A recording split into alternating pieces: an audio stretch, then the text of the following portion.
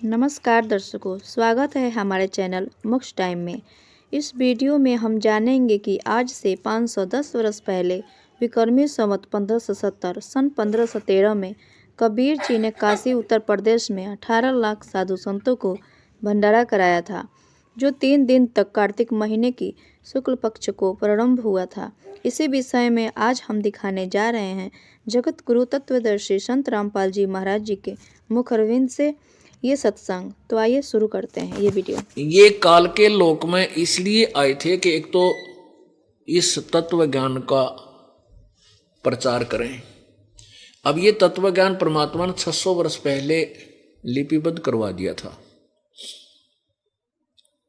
और उसमें स्वयं परमेश्वर ने एक भूमिका करके दिखाई थी कि मेरा भक्त यदि गरीब तो गरीब भी होगा और मर्यादा में होगा, मैं उसके साथ रहूंगा जो मेरे वचनों का पालन करेगा। कैसे रहूंगा? जैसे कबीर परमेश्वर जी एक चुलाहे का कार्य करते थे, एक गृहस्थी की भूमिका कर रहे थे। हालांकि वो बाल बच्चेदार नहीं थे, उनके कोई पत्नी नहीं थी, लेकिन फिर भी परिवार था। मुंह बोले माता पिता जिनको कमल के फूल पर परमात्मा प्राप्त हुए थे, नीरू और नीमा, और दो, एक लड़का एक लड़की। एक लड़का मृत शरीर, एक लड़का जो मृत्यु को प्राप्त हो चुका था 12-13 वर्ष का, और वो जल प्रवाह कर दिया गया था। और शेख तकी नामक एक अनाड़ी पीर की फड़क निकालने के लिए परमात्मा ने वो मुर्दा जिंदा करके वो बालक अपने साथ रखा था बेटे के रूप में। ऐसे उस शेख तकी पीर की लड़की मर गई थी, उसमें कब्र में दबा रखी थी। कब्र फुड़वा के परमात्मा ने हजारों लोगों के सामने वह जीवित करी थी और हजारों व्यक्ति परमात्मा के शिष्य बन गए थे उस करिश्मे को देखकर। तो वह 12-13 वर्ष की लड़की परमात्मा के साथ बेटी के रूप में रही थी। ऐसे घर में 5 सदस्य थे, खुद मालिक, माता पिता, मुंह बोले और बेटा बेटी धर्म के, वचन के। तो वो एक गृहस्थी की भूमिका परमात्मा ने निभा के दिखाई, क्योंकि हमारे को इतना अज्ञानी बना रखा था। ये जो संत ऋषि बने फिरे हैं, घर छोड़ दे हैं, वो नो कहें गृहस्थी थोड़े पार हो सकते हैं। जो घर छोड़ गया बस वो पार होगा। तप करे, कठिन साधना करे, मुंड मुंडाले का कति जटा भारी रखवा ले। परमात्मा कहते नहीं, मुंड मुंडाले चाहे जटा रखा ले, जब तक आप सत भक्ति नहीं करोगे पार नहीं हो सकती, आपका कोई ठिकाना नहीं। तो परमात्मा ने वो लीला की थी एक बहुत गरीब व्यक्ति की। सारा दिन कपड़ा बनते थे और उस कपड़े में से जो भी कमाई होती थी, हफ्ते में जो बनकर तैयार होता था, जो भी उससे सेल करते थे या उस कमाई की, उस कपड़ा बुनने की जो मजदूरी होती थी, उससे जो खाने का एक हफ्ते का राशन आवश्यक ले आते थे। बाद जो शेष बच जाता था उसका धर्म में लगा देते थे, धर्म यज्ञ कर देते थे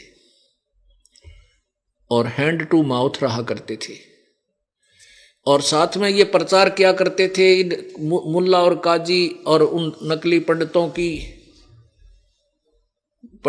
जो है उनके द्वारा दिए हुए ज्ञान की धज्जियां उड़ाया करते थे, उनके अज्ञान का पर्दाफाश करते थे। परमात्मा के सामने कोई भी नहीं टिका। और ज्ञान सब ज्ञानड़ी ये कबीर ज्ञान सो ज्ञान, जैसे गोला तोब का वही करता चले मैदान। कबीर परमेश्वर का ये तत्व ज्ञान ऐसा है जैसे तोब के गोले ने जहां ठोक दे वहां किलों को ढा करके प्लेन बना देता है।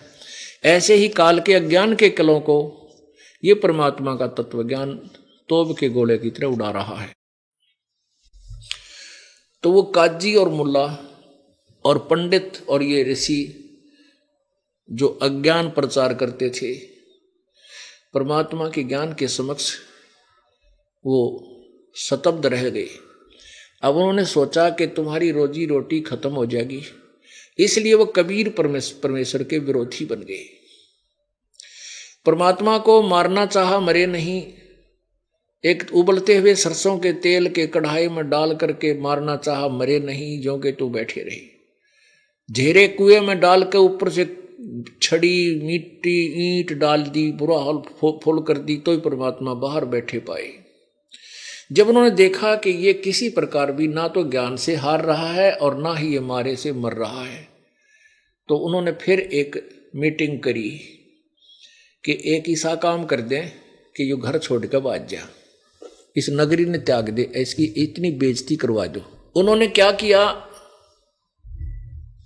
कि चिट्ठी लिख कर पूरे देश विदेश में, पूरे हिंदुस्तान में बहुत दूर तक भेज दिया, संतों के पास, मंडलेश्वरों के पास। पहले क्या होता था, एक एक संत 500 चेले रखा करता, 100 और वो जमात बनाकर चलता फिरता था। धार्मिक लोग थे, जहाँ भी वो मंडली आती थी लोग सेवा करते थे, पूजा करते थे, धन देते थे।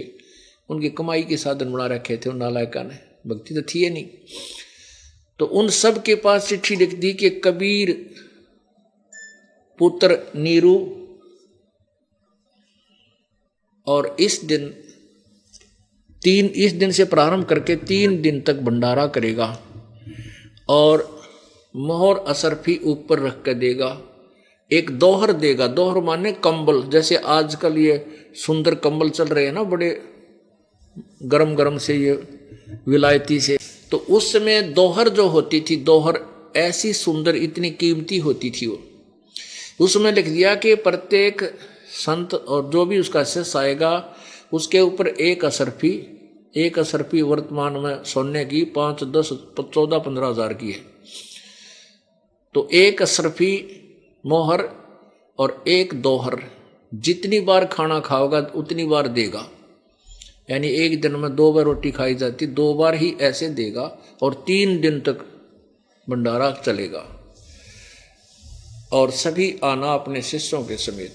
अब ये पहुंच गई चिट्ठी, झूठी चिट्ठी डाल दी निकम्या ने कि इसके पास कोई खान पीन होगी नहीं और वो आएंगे लोग, इसने कूट छेद कर भगा देंगे यहाँ से, आप भाग जाएगा।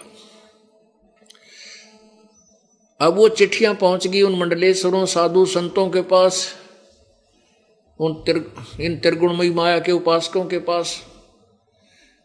तो उस निश्चित एक चिट्ठी भेज दी सिकंदर लोधी के पास, बनारस से दिल्ली में, जो दिल्ली का बादशाह था। सिकंदर लोधी परमात्मा के चरणों में लग चुका था, उनका शिष्य हो गया था। सिकंदर लोधी को एक भयंकर जलन का रोग था जो किसी भी साधना से, किसी भी ट्रीटमेंट से ठीक नहीं हुआ था। कबीर साहब ने अपने आशीर्वाद से सप्रस मात्र से ठीक कर दिया था।